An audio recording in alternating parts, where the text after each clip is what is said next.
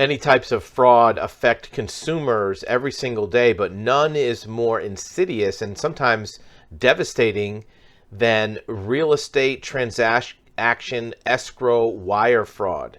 How does this work? Well, what happens is if you are buying or selling a piece of real estate, you are instructed to wire funds to the title company, or the title company is instructed to wire funds to you as a seller. What happens is fraudsters, scammers, hackers will insert themselves into that email chain and instruct you as a buyer to send your hard-earned funds to a wire transfer account number and routing number that isn't the actual title company. Well, how would you fall for this? So you wouldn't think this will never happen to me. Well, we're going to describe how this happens, how you can detect it, how you can avoid it, and what can be done to recover funds if you're a victim. Now, first, let's talk about how big of a problem this is. It's estimated that wire fraud in the U.S. exceeds $1 trillion per year. That's about 3,000 frauds a day if they were $1 million each, right? So think about it.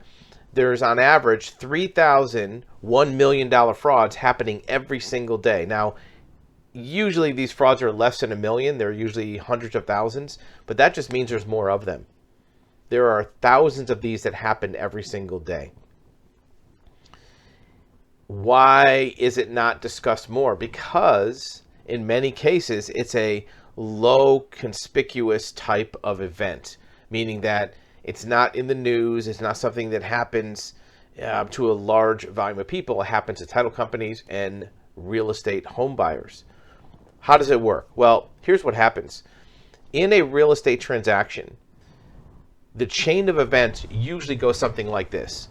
A buyer and a seller of a piece of real estate come together on a contract. That seller put their house for sale on MLS through a realtor. They might have, contracted with, let's say, Coldwell Banker or one of the large real estate brokerage companies, usually through a local agent, right? Sally Smith, real estate agent. Joe Schmo, real estate agent. And that house is listed for sale. People will come look at that house. One or more of them will put an offer on that house with a real estate offering contract. At some point, an offer is accepted. When the offer is accepted, at this point, all the communications are happening between two real estate agents. The seller's agent that had the listing and the buyer's agent that represents that buyer. Once a contract is done, there will be a title company that will be inserted into this transaction communication discussion. And that title company is a firm that is contracted to handle that transaction. What they do is they take the money from the buyer, the down payment, they take the money from the lender, the mortgage company, put it in an account, make sure it's all there. Then they take the deed to the house from the seller, transfer it to the buyer, and then put the money in the seller's pocket. In many cases, all the money doesn't go to the seller. The seller may have a mortgage, so the title company also sends some of the money to pay off the old mortgage. There's also fees that have to be paid from that transaction. There are closing costs, there are commissions to the realtors, insurance escrows, other types of fees. So this title company takes all the money from the places that comes in, distributes it all to the places that it goes out. How does fraud get included in that chain of events? Well, what happens is these hackers, these scammers, these fraudsters will hack into the email account of one of the parties. It doesn't have to be all of them. It could be the real estate agent. It could be an insurance company. It could be even a home inspector. All they have to do is to find out about a potential real estate closing that's happening. That's it. That's all I got to do. Once they find out that a real estate closing is happening, what they'll do is in that chain of emails, everybody will get copied. So let's say the home inspector does a home inspection on that property. They'll send their report and CC everybody, the buyer, the seller, the realtor, the title company, the insurance company, or let's say the realtor, Sally Smith realtor, has some notice that she has to send out. it gets CC'd to everybody, the buyer, the seller, the title company, right? So what happens is a hacker will find the most vulnerable part of that real estate chain. They're out there every single day hacking into email accounts. Now think about it. It's going to be tough to hack into the email of, let's say, IBM or Google or some major company. But many small cottage industry mom and pop type companies, Sally Smith Realtor, Joe Schmo Home Inspector, Bob Smith, insurance company, they may not have the same level of defenses against cyber attacks. They may not have the same IT people that every single day is protecting their infrastructure. As a matter of fact, a lot of people might work from home. They work on their laptop from their Wi-Fi. They might work from a coffee shop. These hackers can more easily get into those accounts. So once they hack the email of, let's say, that home inspector, what they'll do is they'll see, okay, there's a closing happening. The buyer is John and Mary Smith. Here's their email address. The title company is XYZ Title in their hometown. So then what they do is they will register a domain name for a website that sounds like the title company. So if it's xyztitle.com, they will go right on the spot, register xyztitlecompany.com or xyztitleLLC.com, something very similar to the actual title company. And they'll make a website. It only takes an hour or two to make a website that looks exactly the same as the actual title company. Once they have that, they'll create email addresses that sound like it's the title company. Maybe the person at the title company is Amanda Jones at xyztitle.com. So that's her email address, amanda.jones at xyztitle.com. So now once they have created a false fake website, they will then create an email address that sounds like the employee that's working with these buyers, amanda.jones at xyztitlellc.com, right? So now they send an email to the buyer. Hey, this is Amanda Jones. We've been working with you on your closing. We're getting ready to close your file. Here is your wire transfer instructions. It'll have all the logos, addresses, emails, pictures, all the information in that email that looks legitimate, right? So the buyer, Bob and Mary Jones, they get this email. Oh, here's Amanda telling us where to wire our money, and they go to their bank and they wire their down payment, $182,012, $250,000, whatever it is they're paying for this house, their down payment. They wire it to this false account number, and it goes to the hacker, the scammer. They take the money and run.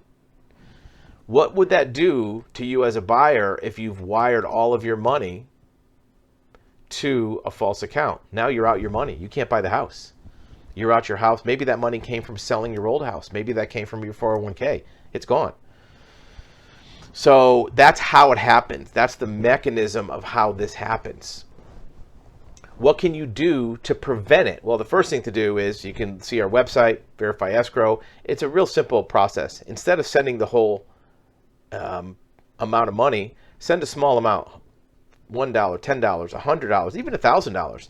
Send it to the instructions you're given from the title company, and make sure that you actually contact the real title company and make sure they got it. And if they did, then you can send the full balance. Make sure when you're contacting the title company, you don't call a phone number from the email. Many of these scammers are actually making a phone number that they put in the email that rings to them wherever they are. It doesn't ring to the real title company, it rings to them. So if you call them and verify, it'll be there. Make sure you get the phone number by looking them up on Google, that you walk in the door of the title company, that you make sure the phone number you're calling is the authentic phone number. Don't just take it from the email, because if you're taking the account number from the email, they could fake a phone number too. So make sure you get the genuine phone number. Better yet, walk in the door of that title company, their brick and mortar physical office. Say, hey, look, did you get my $100 test deposit? And if they did, now you can go back to your bank and say, wire this whole amount, this $250,000.12, to the same account number. Don't change it. Don't rewrite it. Just say, send it to the same number, because you know that one's right. What about if you've already been a victim of this? Well, there's 3 steps you want to take. First of all, remember, we're not attorneys. We're not giving you legal advice. You may want to contact an attorney to find out what you can do about this. The first thing you want to do is file it with the IC3. It's the Internet Crime Complaint Center. It's part of the FBI. You want to get that file in first. You also want to check to see if you can use what's called the financial fraud kill chain. It's a method that the FBI has come up with financial institutions where they can actually reverse certain wire transfers. Has to be done quickly, usually within 72 hours. Usually you have to get good contacts at the 2 banks, the bank that you sent it from and the bank that it was sent to. But filing with IC3 and starting this financial fraud kill chain will be a way to undo it. If it's longer than that, or the financial fraud kill chain is not available, then you want to do a more thorough investigation. You may have to do OSINT research, discovering the flow of funds. A lot of time this stolen money gets turned into cryptocurrency or digital assets, and you want to have to file or follow the flow of funds and trace the money through different wallets, different crypto blockchains. That's a little more complicated than this video is about. But the main thing is avoiding it by doing a test transaction. If you're a realtor, if you're a title company, use the forms that we have on our website, verifyescrow.com. They're free.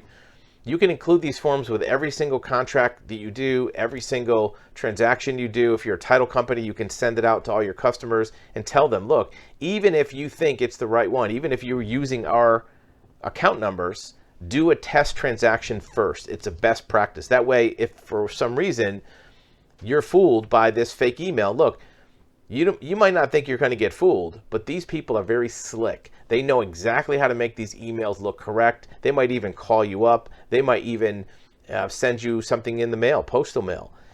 It might look authentic. The title companies are sometimes even fooled. So don't trust the fact you can detect this. Send a test transaction every time. If you're a realtor, this is a best practice. Tell your buyers and your sellers to not send any money unless they've done a test transaction first. It's simple. Send $1, send $10, $100. Make sure it goes through to the proper destination and then send the critical amount to them. If you're a title company, same thing. Before you send off a payoff to a lien holder, before you send off a commission to a realtor, send a test transaction, make sure they received it. If they did, then send the whole amount. This is a extremely serious type of fraud because it can devastate somebody's life. It's a matter of life or death if you don't have a place to live. If you've lost all of your nest egg that you need to buy or sell a house, it can have a substantial impact on your life. It's not just financial, it's a quality of life issue. It's very prevalent. So far, it's not been able to be defeated because these scammers know how much money is at stake. We're not talking about stealing $1,000 from somebody. You're stealing hundreds of thousands of dollars from a consumer. And there's weakness in the chain. Look, it's not to say that realtors or title companies or inspectors or insurance companies are bad. It's just that they don't have the same level of technical defenses as a large company, right? Large companies have teams of IT people that work every day to protect them from cyber attacks, cyber liability. A small real estate office or a home inspector or a small insurance company may not have the same level of defenses, and they may work remotely a lot where their laptops are connected through Wi-Fi or other networks. And that's where the hackers get into the email. And all they have to do is, they don't even have to hack your email to send something out. They just have to be able to read what you're saying. Who's the title company, who's the buyer, what's the address, and they can make up all the documents that make it seem like they're in the mix of this transaction. So be very careful if you're any kind of professional involved with real estate transactions. Notify especially your buyer, but also notify everybody else.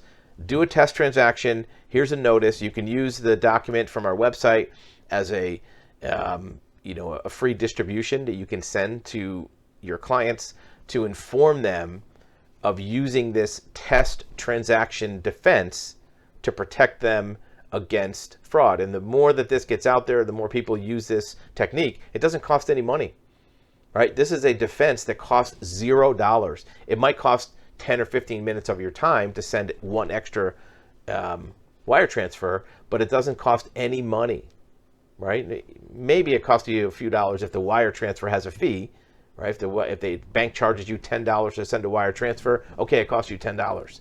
But really it costs $0 to protect against escrow fraud 100% of the time.